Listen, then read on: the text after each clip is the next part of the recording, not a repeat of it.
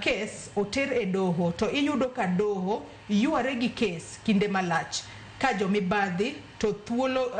to ni thuolo gi bonda Anfred Osuru penyo makamani nyalo duoko bende nyalo bedo ni doho bende thiro weche mag kedo kod mibadhi inyalo kutudore kod deko kata buche mayuare ahinya doho kacha. Neno doho okonyal blame doho nikech kata kakin gi case mora case luore gi evidence ma in go mitere court. Judge mabede court obedo kaka mpira obedo kaka referee en onge gi interest e case mora. Cases ma mibadhi gin cases mag director mar public prosecution gine one case. Koro ka evidence magitere court ok meet the threshold nikech in a criminal case evidence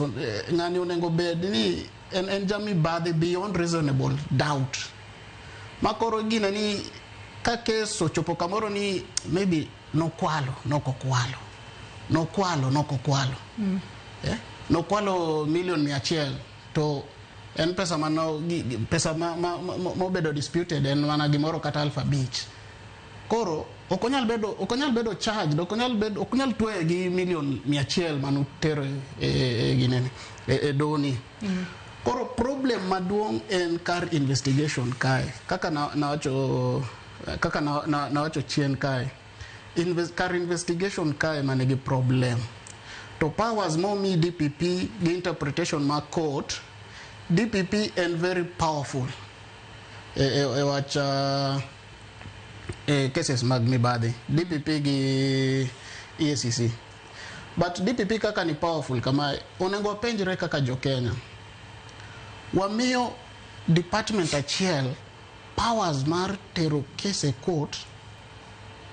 to ng'ata achiel ni bene gi powers mar wacho kinyo nyalo chiewo wach ni case ni okadwa agole court tonge gimo nyalo tim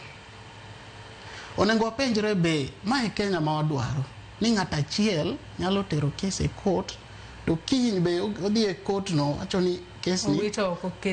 ni case nani okadwa to kaka do onge gima nyalo timo kaka judge kata magistrate nikech mae case ni inemi kelo case e court dino kikelo case e court dino kabedo kae ni awinjo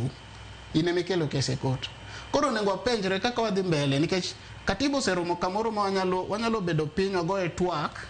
wawinjre ni ODPP ni Director of Public Prosecution ni be wan kaka jo Kenya nikech ma gima wach mibadhi be onengo wawuoye kaka jo Kenya wante beber ka wadhi nyime ni ng'ata achiel ni nigi powers gi te mar tero case e court to kiny ne kata kochopo kamoro neno ni case ni kaka case mar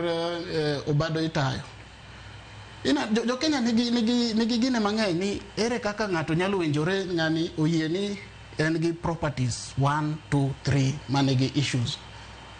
to ng'ani owinjore gi ng'ama notere court ni we aduok ni agol case koro mano makose manini no yuda ok ni koro ni no kikwalo kata gine ne nikech dino koteri e court dino koyudi. The only problem is that you are caught. So is it time one kaka jo Kenya wawinjre ni is that how we can continue fighting this thing? One kamoroma one give very good constitution, one give checks and balances. Watch EACC ni okay watch mar Ruto en owuon. Katiba no create EACC gi ODPP ni gi autonomous. Onge ng'ama nyalo donjo office mar ODPP manyisi ni in team kamae. EACC kata commissioners mag EACC they are well secured. The chair wuotho nyaka gi several security. Thuolo marwe ming'isa ni rumo kinyi makawuono kata nyathi ochieng' bende wacho ni mibadhi otimo newa malo kono nyaka apis jatend piny gini tieko